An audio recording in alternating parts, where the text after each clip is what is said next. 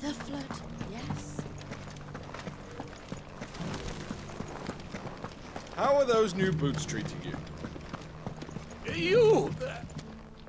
Finally. No one was paying me the slightest heed. Is something wrong? At the university, the students would hang on my every word. Sadly, this far from home, I'm just a vagrant greybeard. The university? You're a scholar. A specialist in ancient cultures. The most accomplished in all Valisthea, some have said. Not that I look the part in these tattered rags. In my heyday, no obstacle could have kept me from my studies. Yet here I am, a wizened windbag, bested by the many steps of Tabor. The answers I seek lying just beyond my enfeebled reach. Would you do an old man a kindness and brave the stairs in my stead?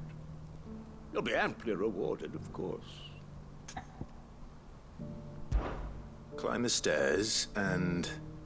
And memorize a few inscriptions for me, assuming you know your letters, that is. Some courteous soul is rumored to have carved clues to Tabor's rich history into stones dotted about the village.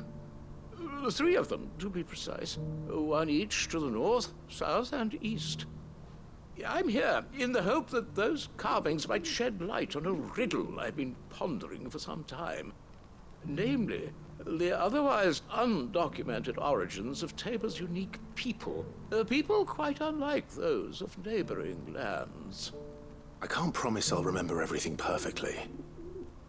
Remember what you can. I'll piece together the rest. Make for the domed pavilions, and you'll have no trouble finding the stones.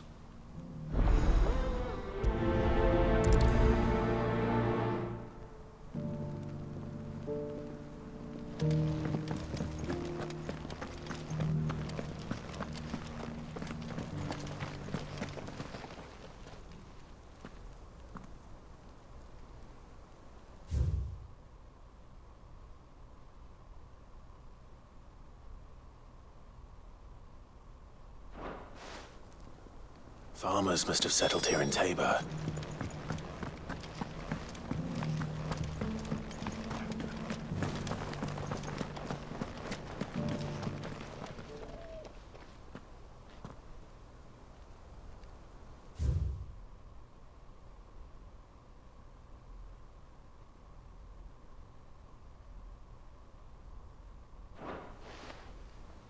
What golden plains might the wanderers have called home, I wonder?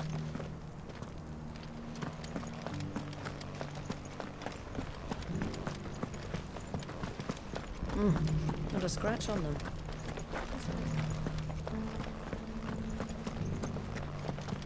So it's these stones to Canva, and the rest of the place. Why won't the sky go back to how it was? I don't like it.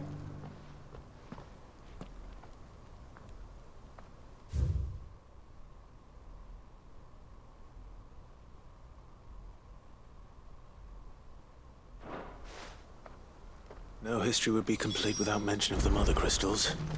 I should speak to the old scholar before I forget everything I've read. That Cyril fella's an odd fish, don't you think? How are those new boots treating you? They're fabulous. The engravings were in good repair considering their age. Oh, would that I could have seen them for myself. Oh, come, don't tease me now. What did you learn of this place and its people? Let's start with the engraving to the south, shall we? What did it say?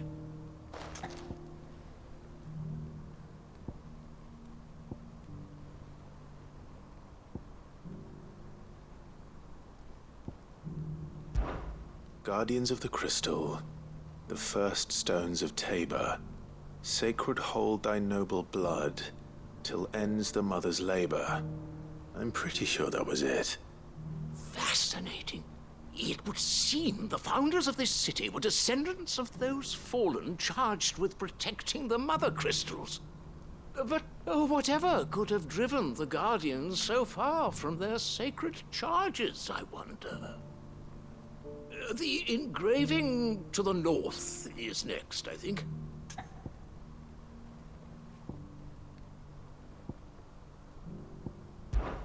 Wanderers of the Golden Plains, lay your roots in stone. With pride recall thy noble past, and make these rocks a home. Or, I think that was it, at least. No doubt you're right. There are vestiges of nomadic customs in Tabor its guardian roots could never account for.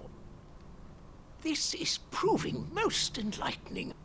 Now, for the final stone.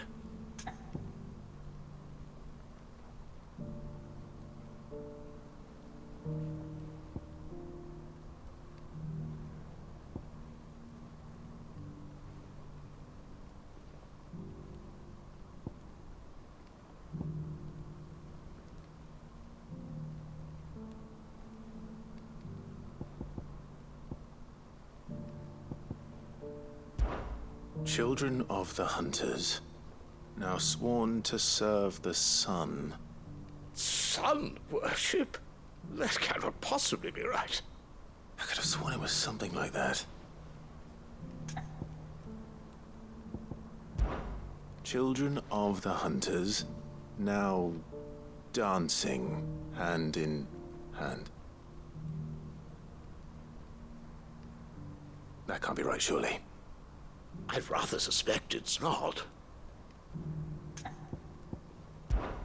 Children of the Hunters, now tillers of the land, reap her promised blessing and give praise her gracious hand. That's all three. And so, we add primitive farmers to Tabor's founding peoples, the final piece of the puzzle. 3 engravings, one for each of the 3 peoples to have settled Tabor in ancient times. Guardians of the Mother Crystal, wanderers from across the plains, and last but certainly not least, hunters turned farmers. Little wonder it was so difficult to trace the roots of Tabor's culture. Those roots reach down through 3 distinct traditions.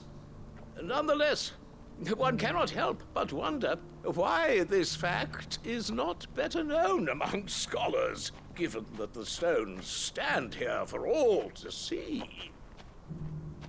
Too many stairs, perhaps. Ha! Too many by far. Here, and thank you.